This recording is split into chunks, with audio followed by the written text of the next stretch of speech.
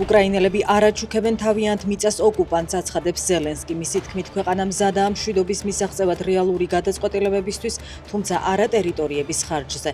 უკრაინის ტერიტორიული საკითხის პასუხი უკრაინის კონსტიტუციაშია და ამას არავინ გადაუხვევს, ამბობს ზელენსკი. კოალიციამ ცვლილებისთვის და ნაციონალურმა მოძრაობამ საარჩევნო ნომრები დაკარგეს. თვითმმართველობის არჩევნებში მონაწილეობაზე არ მიმართვის გამო ნომრები 4 და 5 ცესკომ სხვა პარტიებს გადასცა.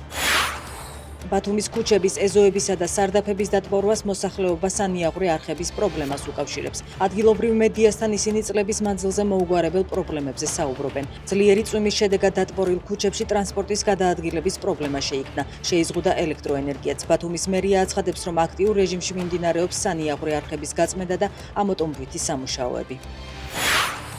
ოკუპირებულ აფხაზეთში უამინდობაა. ძლიერი წვიმის გამო გაგრაში დაიტბორა ქუჩები. ადიდებულია მდინარე ფსოუ, რიწაში კი წაიღო გზა და სახლები.